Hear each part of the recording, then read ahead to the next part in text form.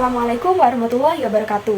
Perkenalkan, nama saya Sahra Anis Silviana dengan NIM 23040674201 dari kelas 2023D. Di sini saya akan memaparkan hasil review konferensi pers untuk memenuhi tugas mata kuliah Hubungan Masyarakat yang diampu oleh Ibu Revienda Anita Fitri, SIP, NPA. Nah, konferensi pers yang akan saya review ini digelar pada tanggal 30 Januari 2023 yang membahas mengenai penguatan Blue Carbon Ecosystem Governance di Indonesia. Nah, konferensi pers ini melibatkan beberapa pihak sebagai komunikator, diantaranya ada Ibu Siti Nurbaya selaku Menteri Lingkungan Hidup dan Kehutanan, ada juga Bapak Sakti Wahyu Trenggono selaku Menteri Kelautan dan Perikanan, lalu ada Mas Ahmad Santosa selaku CEO Indonesia Ocean Justice Initiative, dan yang terakhir ada Bapak Hartono Prawira Atmaja selaku Kepala Badan Restorasi Gambut dan Mangrove. Pokok pembahasan dalam konferensi pers ini adalah upaya perbaikan sistem tata kelola ekosistem karbon biru agar dapat memberikan manfaat secara maksimal. Blue carbon atau karbon biru berpotensi besar dalam upaya mitigasi perubahan iklim dan penurunan emisi gas rumah kaca. Hal ini karena karbon biru yaitu ekosistem laut dan pesisir memiliki kemampuan menyerap dan menyimpan karbon secara alami. Ekosistem karbon biru ini mencakup hutan mangrove, padang lamun, dan lahan gambut di daerah pesisir.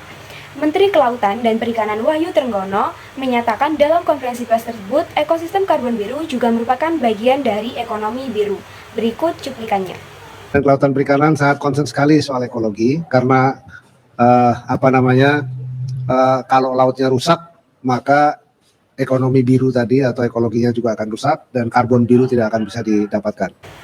Ekonomi biru yang dimaksud oleh Bapak Wahyu Trenggono dalam konferensi pers tersebut adalah terdiri dari perluasan kawasan konservasi, perikanan tangkap berbasis kuota, aquaculture berkelanjutan, pengelolaan pesisir dan pulau kecil, serta pengelolaan sampah di laut. Selanjutnya, Menteri Lingkungan Hidup dan Kehutanan Siti Nurbaya Bakar menjelaskan bumi menghadapi planetary crisis mulai dari perubahan iklim, polusi, dan hilangnya keanekaragaman hayati. Penurunan emisi gas rumah kaca berperan penting pada krisis tersebut. Maka dari itu, seluruh inisiatif yang berhubungan dengan implementasi tata kelola karbon biru sangat dibutuhkan. Nah, Siti Nurbaya menyatakan bahwa bagian sistem tata kelola ini merupakan bagian yang paling rumit, seperti disampaikan pada cuplikan berikut ini. Bedah dulu apa itu ekosistemnya, apa itu ekosistem laut, apa itu ekosistem pesisir, mana yang forested, mana yang tidak forested, mana yang status hutan, mana yang punya masyarakat, itu larinya ke tata kelola dan itu bagian yang paling rumit di tengah-tengah masyarakat.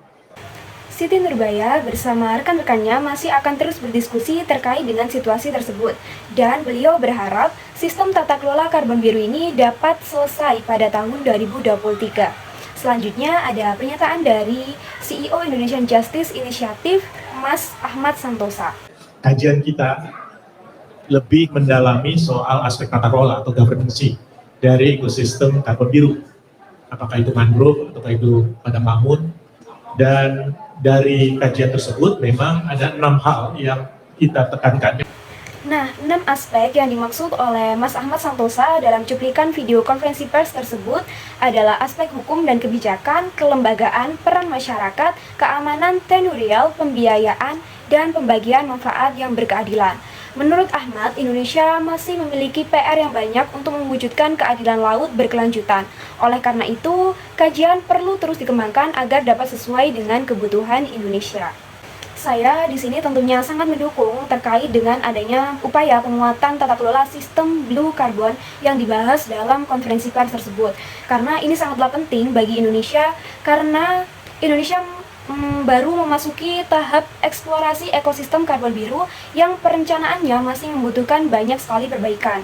Nah, dalam upaya penguatan ini juga dibutuhkan kolaborasi dari berbagai pihak untuk dapat memaksimalkan potensi karbon biru dalam penurunan emisi gas rumah kaca.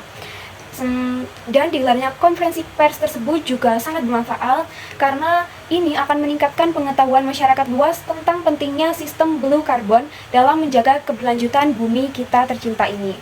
Sekian video hasil review saya mengenai konferensi pers penguatan Blue Carbon Ecosystem Governance di Indonesia. Semoga bermanfaat. Terima kasih. Wassalamualaikum warahmatullahi wabarakatuh.